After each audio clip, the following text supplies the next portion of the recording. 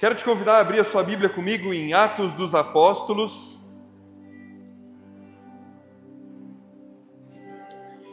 capítulo 7. Vamos lá. Atos dos Apóstolos, capítulo 7.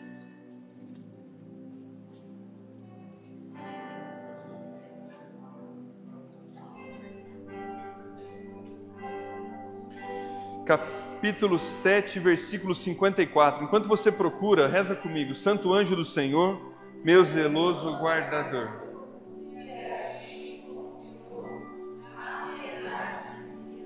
Sempre me rege, me guarde, me governe, me ilumine. Amém. A palavra de Deus nos é dirigida no versículo 54. Nós estamos falando da morte de Estevão. Capítulo 54 vai nos dizer o seguinte: ao ouvir tais palavras, esbravejavam de raiva e rangiam os dentes contra ele. Mas cheio do Espírito Santo, Estevão olhou para o céu e viu a glória de Deus e Jesus de pé à direita de Deus. Eis que vejo, disse ele, os céus abertos e o Filho do Homem de pé à direita de Deus.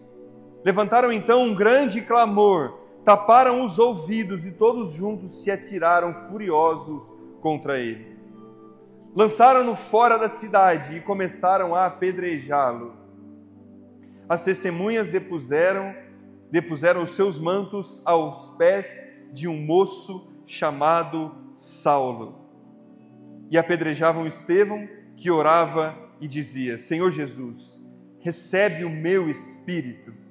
Posto de joelhos, exclamou em alta voz: Senhor, não lhes leve em conta estes pecados. A estas palavras expirou. Palavras do Senhor. Graças a Deus. Dá um beijo no rosto de Jesus, a sua Bíblia. Antes de pregar para você, eu preciso te explicar algumas coisas. O que aconteceu aqui e aonde é que nós estamos? Em que momento da história nós estamos? Nós estamos em Atos dos Apóstolos. E Atos dos Apóstolos, capítulo 7, já é depois do capítulo 2, que todos nós conhecemos como Pentecostes. O Senhor, Ele foi crucificado, Jesus foi morto, pregado na cruz, para minha salvação e para a tua salvação. E antes de subir ao céu, Ele disse: eu preciso ir, mas para que Ele venha, então para que eu suba ao céu, preparar uma morada para vocês, e assim que eu chegar lá, eu enviarei sobre vocês o Paráclito, o Defensor, o Espírito Santo, aquele que defenderá vocês, aquele que vai guiar vocês, aquele que quando você não souber como se defender diante de um júri, você não precisa se preocupar, porque o próprio Espírito virá sobre você. E agora nós estamos diante do primeiro martírio da história. Nós estamos ali onde Estevão está apontando o erro do povo, ele está exortando o povo de Deus, ele está dizendo que Jesus é o Salvador, e aquele povo se enche de ira contra Estevão, olham para ele irados e desejam matar Estevão. E quando ele olha para o céu, ele vê o céu aberto e não Jesus sentado no trono, mas Jesus em pé à direita de Deus, como quem aguarda ansioso pelo sim vitalício de Estevão, por aquele sim que eu e você hoje temos medo a dar, mas um sim que custaria a vida de Estevão. Eu imagino, a palavra não diz, mas eu imagino que o Senhor de pé, ao lado de Deus, ao lado direito de Deus, olha para Estevão e fala: coragem, filho, porque eu venci o mundo e você também vai vencer. Coragem, porque eu estou aqui, não sentado, mas de pé para te receber. O primeiro mártir da igreja, o primeiro corajoso a não negar a fé, se levanta diante do povo e os fariseus começam a apedrejá-lo. Eu imagino que a cada pedrada que atinge Estevão, ele se vê mais perto da glória de Deus, ele se vê mais perto do trono. E enquanto aquilo acontecia, as pessoas que estavam ali tiravam os seus mantos para apedrejar Estevão e colocavam aos pés ali de um homem chamado Saulo. Fala comigo, Saulo. Ei, Saulo estava vendo tudo acontecer. Ele estava prestando atenção em tudo. Cada pedra atirada em Estevão enchia o coração de Saulo. E ele era tomado pela certeza pela certeza de perseguir cristãos, pela certeza da defesa da fé que ele professava. Mas deixa eu te falar quem foi Saulo. Aproximadamente 5 depois de Cristo, a história vai dizer, que nasce Saulo. Ele é filho de linhagem pura, fariseu, estudou num dos melhores colégios, numa das melhores escolas judaicas, com o melhor mestre da época, na escola de Gamaliel. Repete comigo, Gamaliel. Ele estuda nesse lugar e ele é fundamentado, ele é formado sobre essa rocha da verdade. E agora, com aproximadamente 20 a 25 anos, Saulo está diante de Estevão, vendo ele ser apedrejado, e cheio da ira pelos cristãos, ele toma posse de um cajado, ele vai diante do seu rei e pede: eu estou sabendo que em Damasco tem um monte de cristão, então por que você não me envia lá? Deixa eu mesmo vou lá mostrar para esse povo aí como é que professa a fé. Esse povo que tem negado ao Deus verdadeiro, deixa eu ir lá. E o rei concede a ele a permissão de ir até Damasco. Em aproximadamente 30 e alguma coisa depois de Cristo, logo depois da morte de Jesus, ele pega uma cavalaria e ele se coloca no caminho de Damasco. Para mim, aqui começa uma das histórias mais lindas da palavra. Um dos encontros de amor mais lindos da palavra. Porque aquele homem não merecia. Aquele homem estava indo perseguir cristãos. E nós estamos diante de um ensinamento muito grande aqui, que é a vida antiga de Saulo. Saulo, com a sua vida antiga, indo perseguir cristãos, nos ensina coisas que eu e você hoje, mesmo depois de convertidos, depois de encontrarmos o Senhor, nós ainda temos medo de fazer. Qual o ensinamento que a vida antiga de Saulo tem a ensinar para nós? Ei, deixa eu te falar, Saulo era cheio da verdade. Ele conhecia toda a lei, ele era fundamentado na lei, ele fazia questão de aplicar e exercer a lei como ela dizia que tinha que ser. Se não dá para negar a Deus, então nós vamos matar. A tradição vai dizer que Saulo entrava em muitas casas e passava a fio de espadas todos aqueles que ali estavam.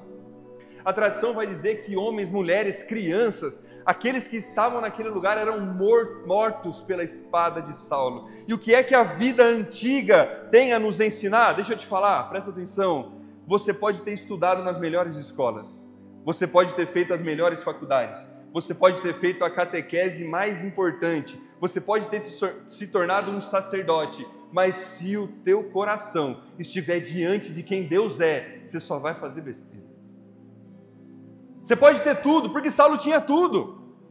Ele conhecia tudo, mas o coração dele não conhecia a intimidade, a verdade do coração conectado com a verdade.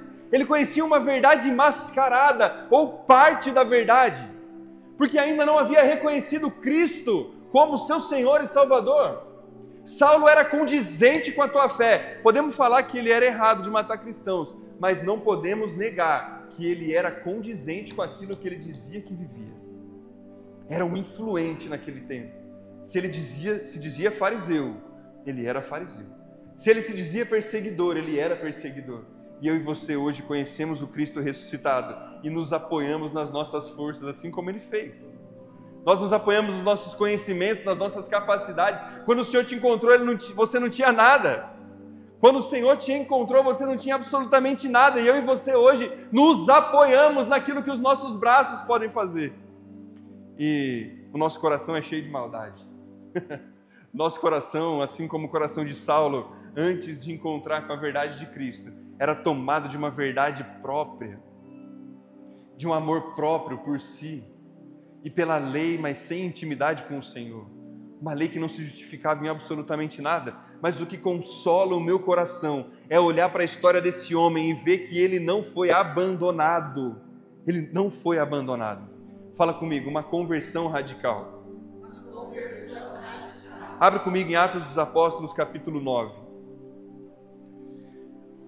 Atos dos Apóstolos, capítulo 9. Vai nos dizer a respeito da congruência da vida de Saulo. Diz assim, 9 versículo 1. Enquanto isso, Saulo só respirava ameaças de morte contra os discípulos do Senhor. Apresentou-se ao príncipe dos sacerdotes e pediu-lhe carta para as sinagogas de Damasco, com o fim de levar presos a Jerusalém todos os homens e mulheres que achassem seguindo essa doutrina. Ele era irrepreensível com relação à fé. Irrepreensível. Mas o que vai acontecer agora é o que eu e você acabamos de repetir, uma conversão radical. Ele está no caminho de Damasco.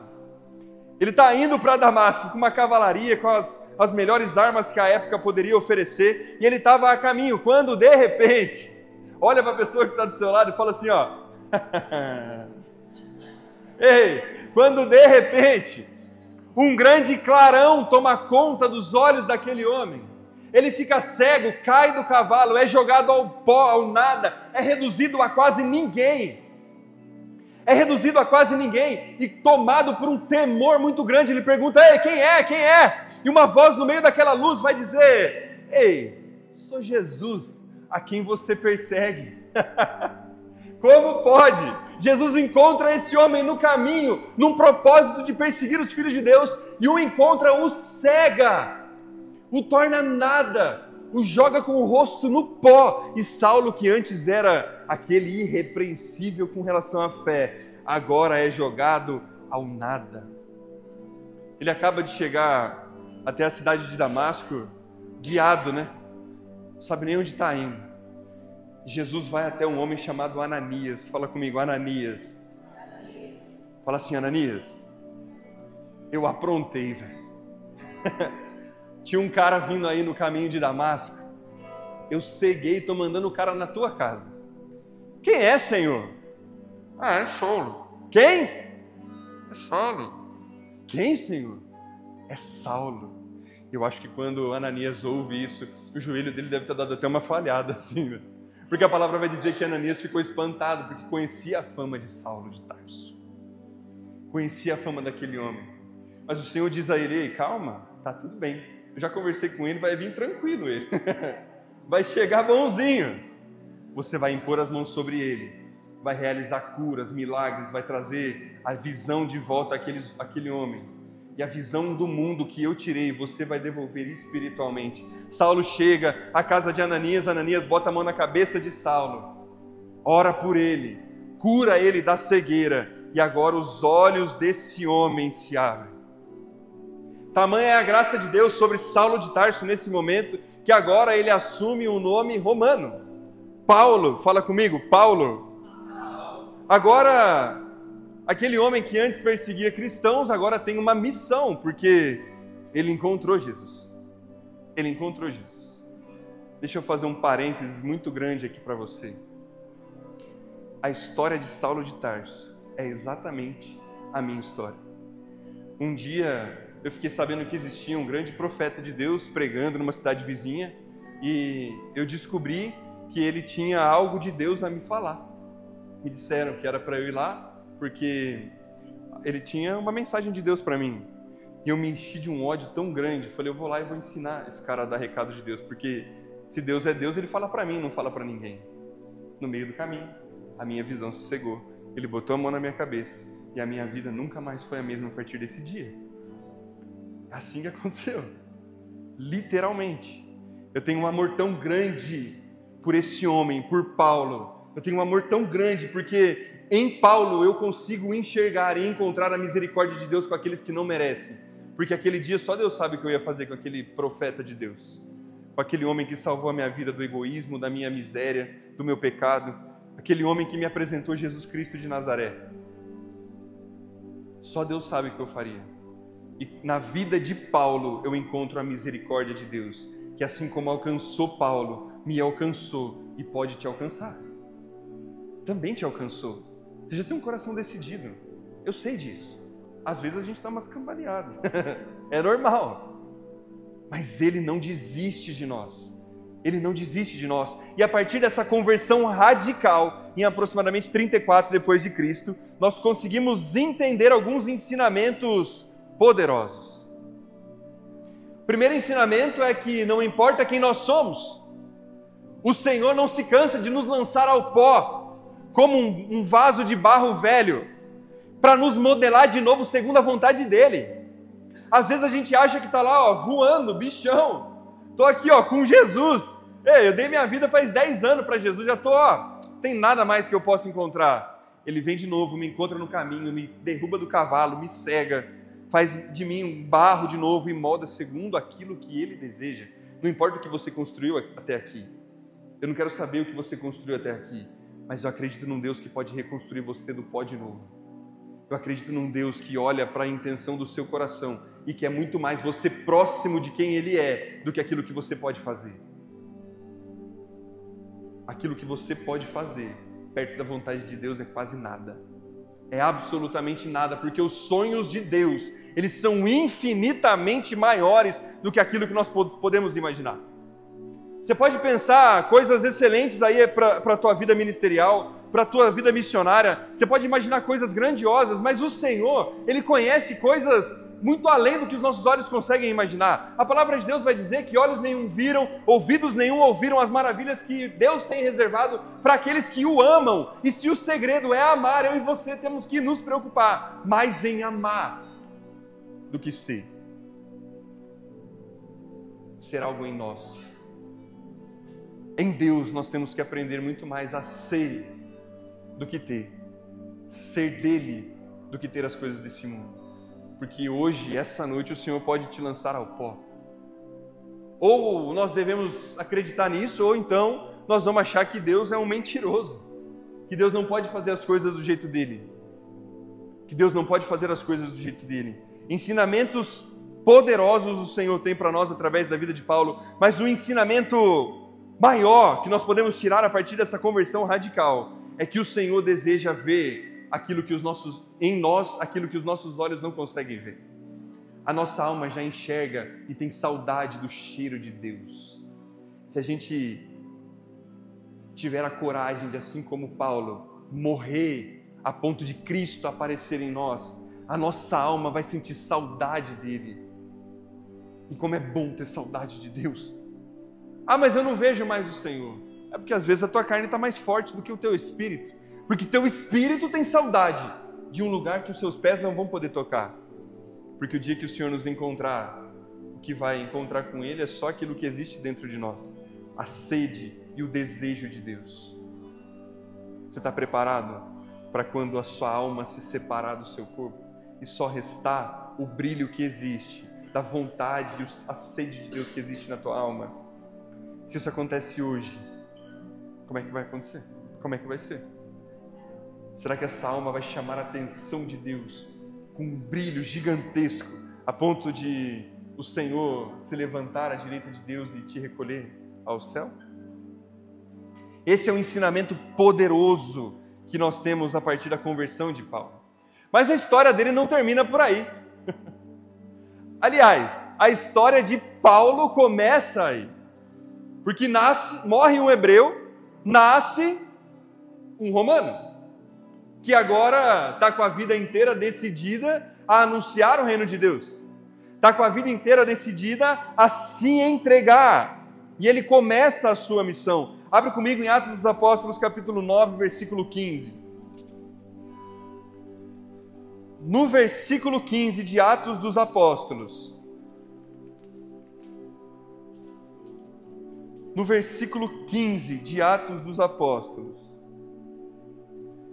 vai ser nos revelado a vontade de Deus à vida desse homem. E o Senhor revela a vontade de Deus, a sua vontade.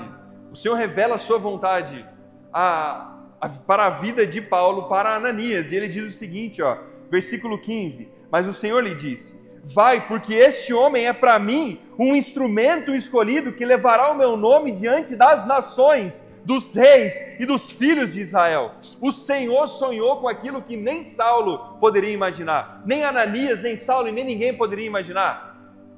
Mas a missão dele apenas estava começando. Nós vamos ver aí então, de 40 a 60 mais ou menos depois de Cristo, Paulo realizando 3 viagens missionárias, alcançando uma multidão de pessoas convertendo almas. Esse homem que antes era conhecido como perseguidor, agora é conhecido como o apóstolo dos gentios, aquele que ia a lugares aonde ninguém queria ir, aquele que era colocado aonde ninguém queria estar, aquele que era chamado a pregar aonde ninguém queria ir, aquele que apontava as falhas até do bispo, do primeiro papa da igreja, que quando encontra São Pedro, e São Pedro está fazendo ali dá uma miguezinha quando chegam os pobres e os gentios, esse homem tem coragem de dizer: Pedro, calma lá, cara.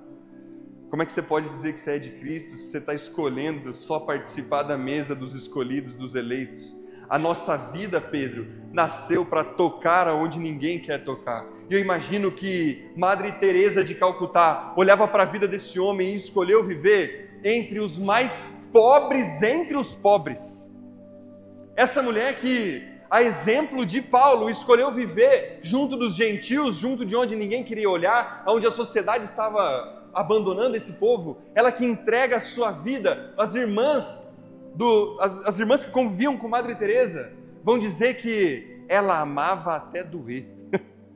E ela dizia que se não estava doendo é porque ela estava amando pouco. Paulo era esse cara que caminhava junto dos gentios, escreveu 13 cartas no Novo Testamento. Como pode um homem que não caminhou com Cristo, não foi um dos 12, não foi um escolhido na praia, não foi um eleito, escrever 13 cartas do Novo Testamento? E isso as que estão na Bíblia, mas a tradição vai dizer que ele escreveu muitas cartas a muitas outras comunidades que ele fundou durante o caminho. Incontáveis cartas. No Novo Testamento nós temos 13 cartas desse homem, falando a respeito de quem Deus é, falando a respeito dos dons do Espírito Santo, falando daquilo que convencia ele todos os dias a ser uma pessoa melhor. Ele escreve 2 cartas ao povo de Corinto, aos coríntios. A primeira vez que ele escreve, ele exorta o povo. Falei, vocês estão andando tudo errado, hein?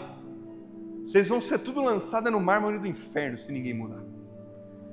Mas o que me chama a atenção é que a segunda vez que ele escreve aos coríntios, ele é tomado pela certeza de que ele tem um espinho na carne. Ele vai escrever na segunda carta aos coríntios: irmãos, escrevo-vos porque sei que tem um espinho na carne. Pedi para Jesus tirar esse espinho de mim, mas ele disse que não vai tirar. Ele reconhece a sua pequenez. Na segunda carta ele fala de amor. Ele fala de como Deus ama a sua miséria e ama a miséria de cada um de nós. Como o Senhor não se cansa de nos encontrar todos os dias, independente das nossas misérias. E anuncia o reino sem medo. Sem medo. Nós vamos olhar para a história desse homem e nós vamos encontrar com prisões, com flagelações, com tortura, com perseguição. Mas você não vai encontrar esse homem triste. Você não vai encontrar esse homem reclamando da vida com Deus. Você não vai encontrar Paulo dizendo que seria melhor ter permanecido lá atrás, como Saulo. Você não vai encontrar ele dizendo que queria voltar. Porque aquele que coloca a mão no arado e decide seguir ao Senhor não tem escolha. O escolhido não tem escolha. E essa pregação eu não faria abertamente a muitas pessoas aonde o Senhor tem me levado a pregar. Eu estou diante de um povo eleito e sedento pela presença de Deus. E se você é um eleito, eu sinto te dizer, mas o Senhor já conquistou seu coração. E se Ele conquistou seu coração, não tem para onde voltar. A não ser para dentro do coração desse homem, que nos amou sem merecer, sem a gente querer. Diante da missão dele, da missão exercida por Paulo, eu e você temos ensinamentos poderosos. Eu e você entendemos que todo aquele que tem um encontro pessoal, particular, naquele dia que ele te encontrou, ele ganhou o seu coração. Todo aquele que tem esse encontro verdadeiro com o Senhor, não consegue ficar parado. Há 10 anos ele me encontrou e eu via que era fogo de palha, que eu ia desistir, que isso ia passar. Faz 10 anos e o fogo só aumenta. Eu tenho vontade de dar mais a minha vida para ele todo dia. Eu tenho vontade de abandonar tudo, mas eu tenho 2 filhas para criar, né? Um dia ele me dá um jeito de viver do lado dele. Um dia ele me dá um jeito de viver do lado dele, anunciando quem ele é.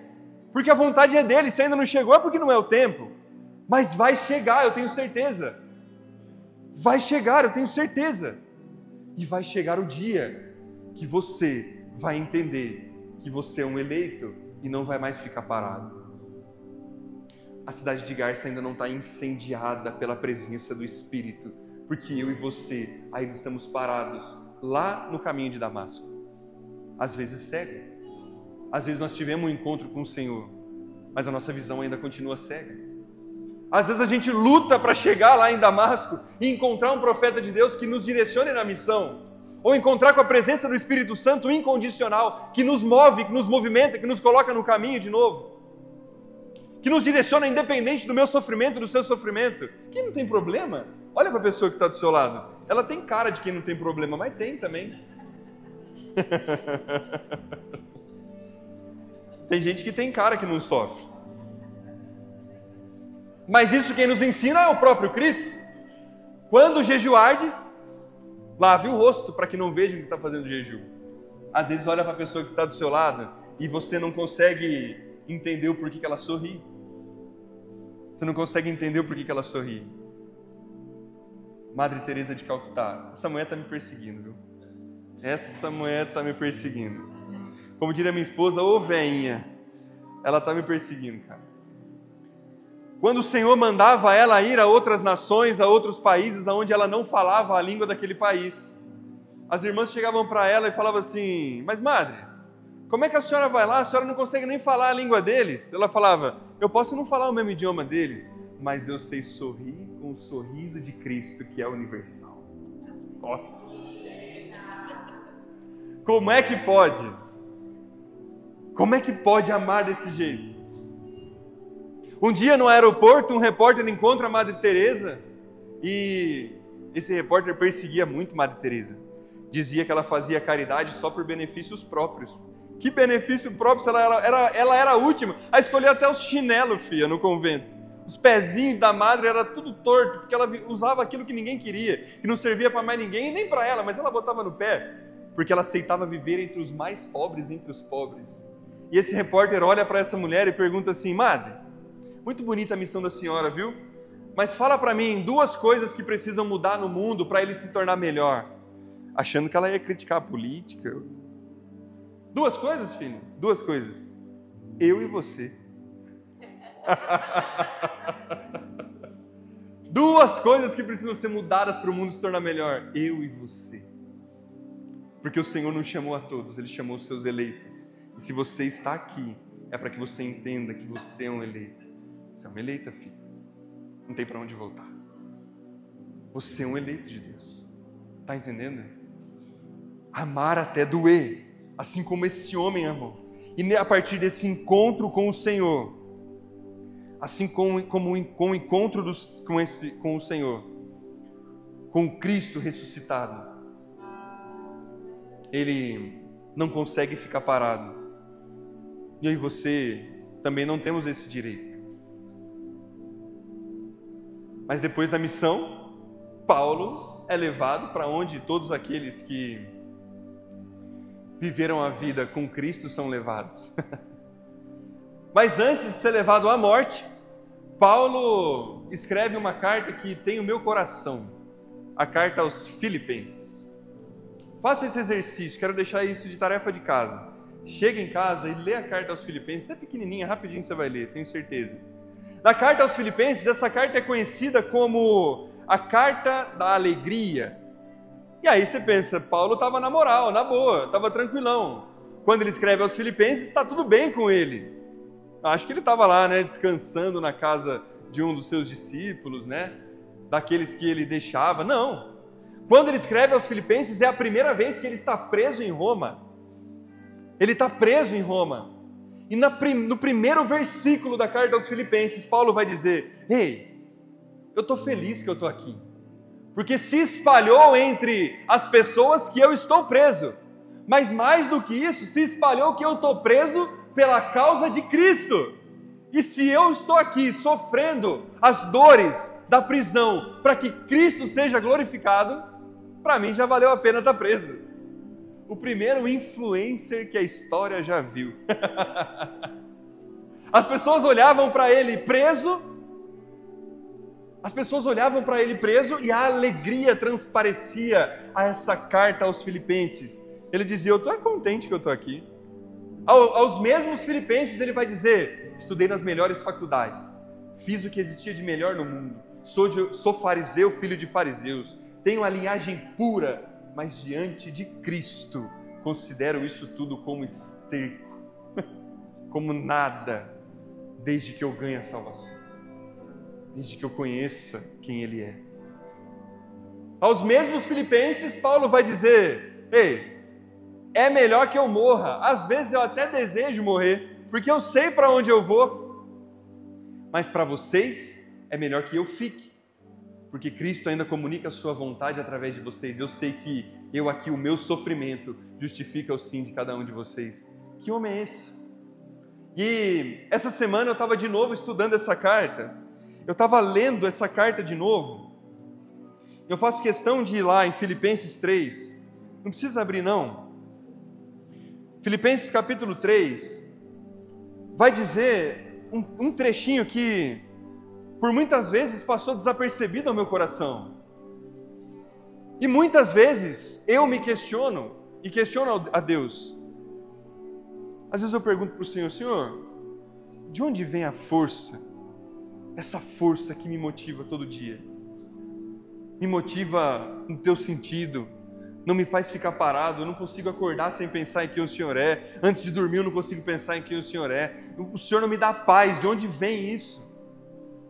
Muitas vezes eu questiono a Deus. Porque o eleito muitas vezes vai se ver em alguns momentos que acha que não tem paz. Mas na verdade Ele está nos dando uma paz que transcende todo o entendimento. A mesma paz que Paulo escreve aos Filipenses.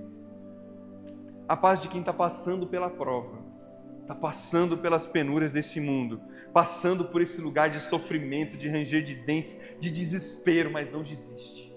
Porque importa que Ele cresça e cada um de nós nos anulemos diante de quem Ele é. É amar até doer, até que Cristo apareça. Assim como Paulo vai dizer: não sou eu mais quem vive, mas Cristo que vive em mim. E no capítulo 3 tem um pedacinho de um trecho, que quando eu li esse pedacinho, eu comecei a chorar em casa. Minha esposa veio até ver o que estava acontecendo, mas eu fui tomado de uma certeza de que é isso que queima a minha alma. No capítulo 3, ali no versículo 12, Paulo está dizendo a respeito da fé, ele está dizendo a respeito de como nós devemos proceder para ganhar o céu. E ele diz o seguinte, no capítulo 12, ele fala assim, não pretendo dizer que já alcancei o céu, e nem que cheguei à perfeição. Presta atenção agora, grava só isso dessa pregação, em nome de Jesus. Mas me empenho em conquistá-la, uma vez que também eu fui conquistado por Jesus Cristo. O dia que Ele me olhou nos olhos, eu não tinha nada a oferecer. O dia que Ele olhou para Paulo nos olhos, ele não tinha nada a oferecer. O dia que Ele olhou para Pedro, ele não tinha nada a oferecer. O dia que Ele olhou para tantos dos seus eleitos, ninguém tinha nada a oferecer. Mas mesmo assim o Senhor conquistou a nossa alma. E por isso nós temos que lutar para conquistar o céu. Você está entendendo, sim ou não? Nós temos que lutar para conquistar o céu, porque antes Ele nos conquistou. Ele veio ao nosso encontro sem merecer. Ele me escolheu, Ele me chamou, Ele te chamou. Se Ele te chamou, não é mais uma escolha agora. É uma obrigação de nos anularmos quem nós somos. Colocar no bolso o nosso sofrimento. Colocar no bolso aquilo que eu e você não conseguimos entender. Para que Ele apareça. Para que Ele venha. Para que Ele venha e nunca mais nos deixe. Eu acredito muito que o Senhor tem os seus preferidinhos, sabe? Eu acho que Jesus olha lá de cima e fala assim,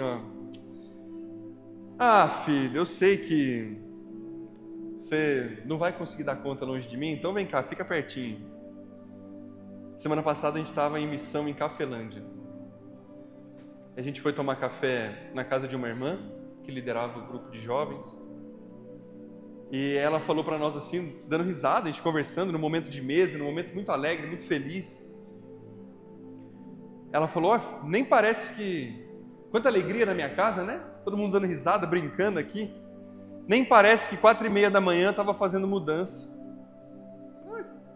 engraçado, você mudou recente para cá? Foi essa noite? Ela falou assim, eu vim para cá com meu filho, porque nós perdemos o meu marido. Eu falei, seu marido faleceu? Não. Ela falou, sim, faz 20 dias. Morreu de câncer. E a gente estava morando na casa do meu pai, mas o meu pai também faleceu. Faz 8 dias. E aquela mulher sorrindo, cara. Aquele sorriso me tomou conta do coração, eu não conseguia nem respirar mais.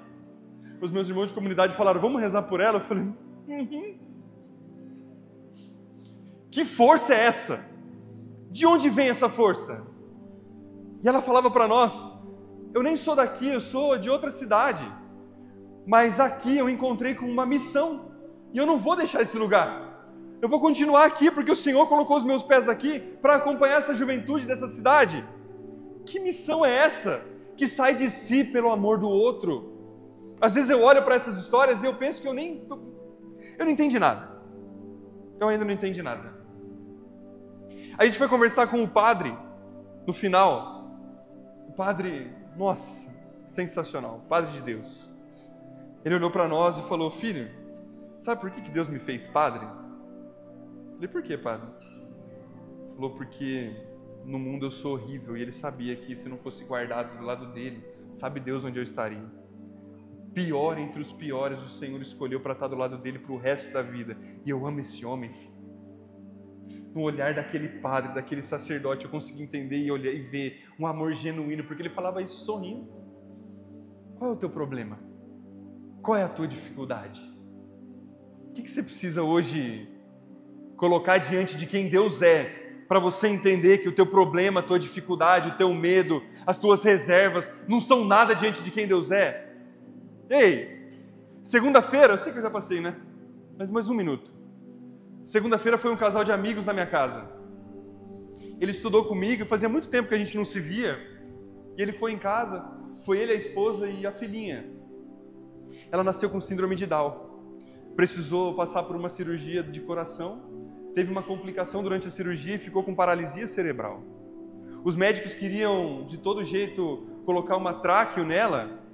E ele se levantou diante do médico e falou, ei, doutor, não vai colocar isso nela não. Se o senhor colocar isso nela, vai ter que entubar. E se entubar, ela não vai resistir. Se ela não desiste da vida, eu também não vou desistir. Eu não vou deixar porque eu acredito no Deus que eu sirvo. Ela está em casa, respirando. Os médicos diziam que ela não tinha nem muitos dias de vida. Quantas paradas cardíacas naquela sala de UTI, aquela batalha, aquela luta travada naquele lugar. E esses dois olhavam um para o outro e falavam, calma, é só um tempo. O Senhor vai vir ao nosso auxílio. E em casa eles disseram para nós, isso me deu um nó na garganta. Porque eles disseram assim, os mesmos médicos que disseram para ela que ela não sairia viva do hospital, eu quero olhar para a cara deles quando ela entrar andando naquele hospital. A menina não se mexe. Mas os olhos de pai conseguem ver aquilo que eu não consigo. Você está entendendo o que é a fé? Qual é a sua dificuldade? Qual é a minha dificuldade? A hora que eles saíram de casa, eu abracei a Camila. Eu falei, nossa, eu sou um lixo, cara. Eu sou um nada. Que fé é essa? Que Deus é esse? Que nos alimenta, nos socorre, nos dá esperança de dias melhores. E a gente ainda tem reserva com Ele. A gente ainda tem medo de sofrer. A gente ainda entrega pouco. A gente ainda dá muito pouco. Até aqui, fizemos muito pouco, ou quase nada. E hoje, eu tenho certeza que o Senhor nos reuniu aqui para dizer para mim e para você que hoje é o primeiro dia do resto das nossas vidas. Você vai deixar para trás aquilo que você entrou pesadão carregando nessa capela. Porque nós estamos na barca de Pedro. O Senhor ainda está conosco. Se Ele não nos abandonou, assim como aquele pai que olhava para a filha e falava, se ela não desistiu da vida, eu também não desisto, doutor. Não vai fazer nada com a minha filha não, você está falando abobrinha. Pode dar alta para ela, eu vou levar ela para casa. Está em casa. Se o Senhor não desistiu de nós, que direito temos eu e você de desistir? Que direito temos eu e você de sair daqui desse lugar, das portas desse lugar, do mesmo jeito que a gente chegou nesse lugar aqui? Eu olho para alguns de vocês e eu vejo o cansaço. O cansaço é natural. Quem está cansado, descansa, não desiste de Deus. Se está cansado, tira um final de semana e descansa. Falou, Ed, não vou não, tá? Vou ficar na minha casa dormindo, porque eu preciso descansar. Descansa. Mas amanhã sai do teu quarto como um guerreiro, disposto a encontrar pessoas na rua e fazer milagres maiores do que Jesus fez. Porque essa é a promessa que motiva o nosso coração. Motiva não, porque a motivação é uma palavra feia, né? Mas isso que alimenta o nosso coração, alimenta a nossa alma. A certeza que Ele está conosco todos os dias. E se você quer encontrar com esse Jesus, que é capaz de te encontrar em Damasco, onde você está, fica de pé no seu lugar, nós vamos rezar.